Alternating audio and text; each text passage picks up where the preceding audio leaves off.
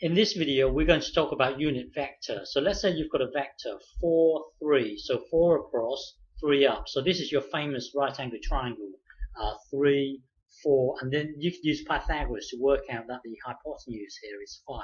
So remember the magnitude of this vector, is 5. Remember that.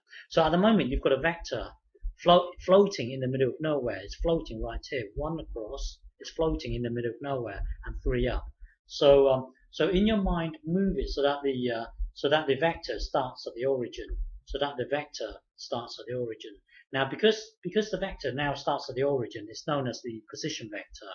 So so remember, this vector has a magnitude of 5. So if you divide the vector by 5, it means you cut it into 5 equal parts.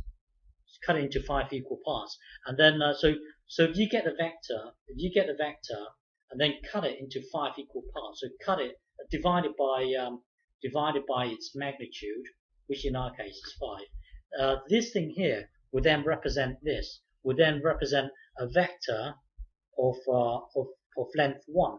Now a vector of length 1 is your unit vector. So this now is known as a unit vector. So it has a length of 1, but the length of 1 is not what's valuable here. What's valuable is the direction. You see, a vector of length 1, this thing here actually represents the direction, because when you get the vector, and then you divide it by its magnitude, you're always going to get a length of 1. So when you have your direction, which is this vector here of length 1, if you now multiply it by, let's say, 7, it means you move in this direction. 1, 2, 3, 4, 5, 6, 7. So you're going to be somewhere around here. So no matter what vector you have, hang on. Let's say you have this vector here of length 7, say. So you would then move it so that it starts at the origin. So it would look something like this. Now, because it has a length of 7, you cut it into 7 equal parts. So now this vector here is your unit vector. So looking at this vector, you would get your vector, and then divide it by its magnitude, and then this whole thing here represents this vector here of length 1, meaning your unit vector. Now, if you get this thing, this thing here is really your direction. It's heading in this direction.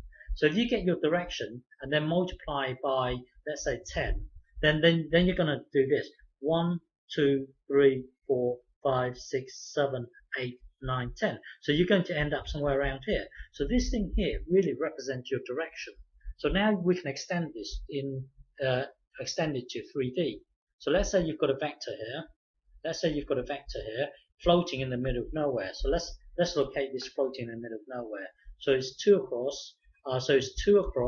And then 2 across in the y direction, and then 2 straight up. So this is your initial point. It starts right here. So now the vector itself will be. Hang on. Let me clear this up. So now looking at the vector itself. Hang on.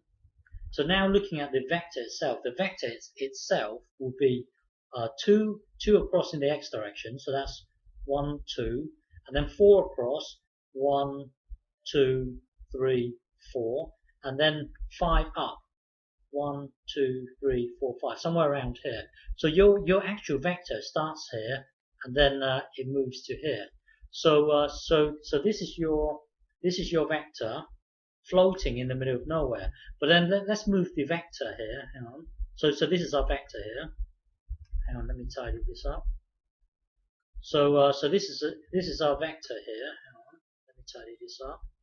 So this is our vector here. So now let's move it. Let's move it to the origin. So it starts at the origin. So now that it starts at the origin, this is now a position vector.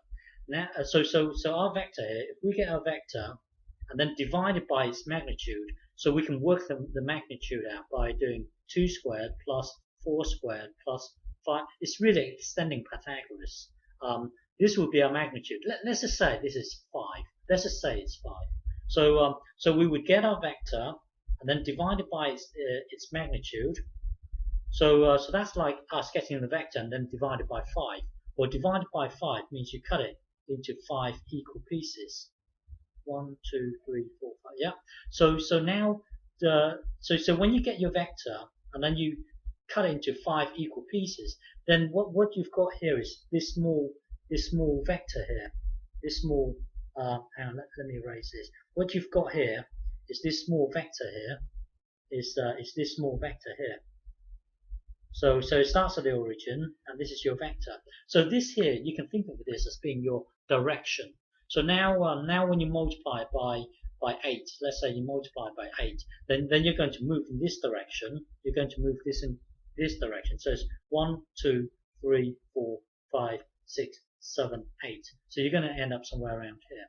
So whenever you get your vector divided by its magnitude, you're always going to get a length of 1, and that's your unit vector. And then once you've got this, you can think of it as being your direction. Once you've got your direction, then you're more versatile to express where you are in a 3D space. Okay.